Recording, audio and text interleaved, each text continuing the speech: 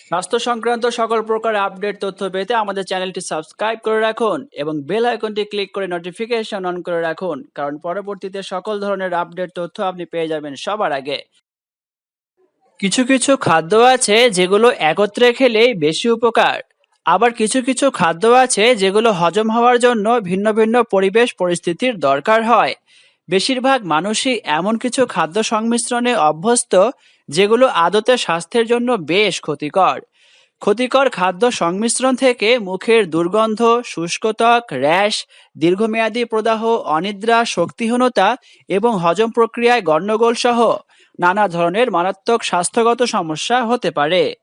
কিছু খাদ্য আছে হজম হতে অনেক সময় লাগে, আবার কিছু খাদ্য দ্রুত হজম হয়ে যায়।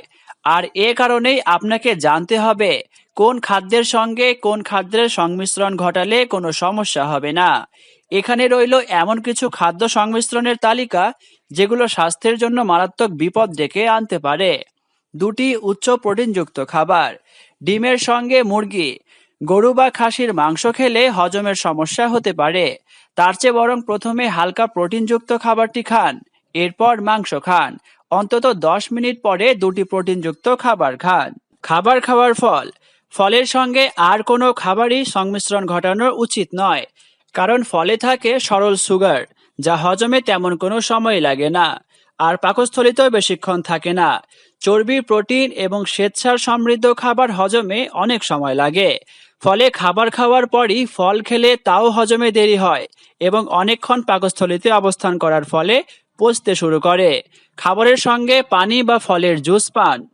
খাবার খাওয়ার সময় পানি বা ফলের জুস খেলে মারাত্মক ক্ষতি হয়, কারণ পানি পাকস্থলীর হজমের এনজাইম বা অ্যাসিডগুলোকে তরল করে ফেলে এবং প্রোটিন, কার্বোহাইড্রেট এবং চর্বিকে ভেঙে হজমের ক্ষমতা নষ্ট করে।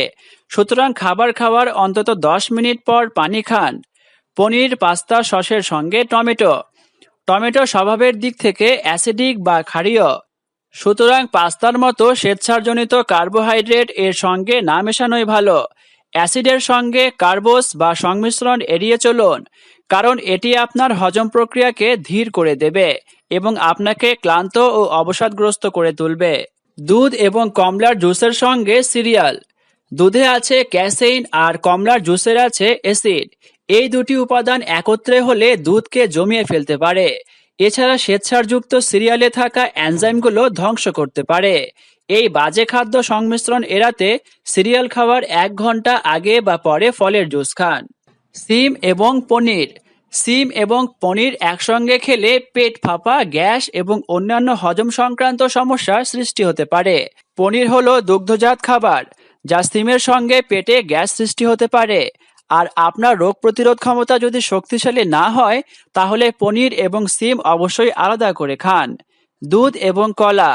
প্রাচীন ভারতীয় স্বাস্থ্যবিজ্ঞান আয়ুর্বেদ শাস্ত্রে এই দুটি খাবারের সংমিশ্রণকে সবচেয়ে ভারী এবং টক্সিন বা বিষ উৎপাদক হিসাবে কালো তালিকাভুক্ত করা হয়েছে। এই দুটি খাবার একসঙ্গে খেলে শরীর ভারী হয়ে যাওয়া এবং মস্তিষ্কের কার্যক্রমের গতি ধীর হয়ে আসার মতো সমস্যা দেখা দেয়।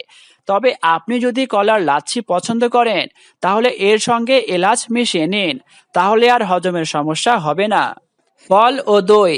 দইয়ের সঙ্গে ফল খেলে পেটে টক্সিন বা বিষ উৎপাদিত হয় এবং সাইনাসে কফ জমা, ঠান্ডা, সর্দি, কফ এবং অ্যালার্জি হয়।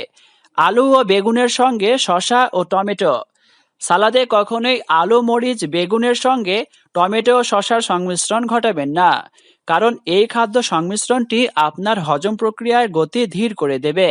তার চেয়ে বরং সালাদে স্পিনাচ এবং সালাদ ড্রেসিং এর জন্য অলিভ অয়েল ব্যবহার করুন। আমাদের ভিডিওটি যদি ভালো লেগে থাকে তাহলে অবশ্যই ভিডিওটি লাইক, কমেন্ট ও শেয়ার করবেন। ধন্যবাদ সকলকে। আসসালামু আলাইকুম।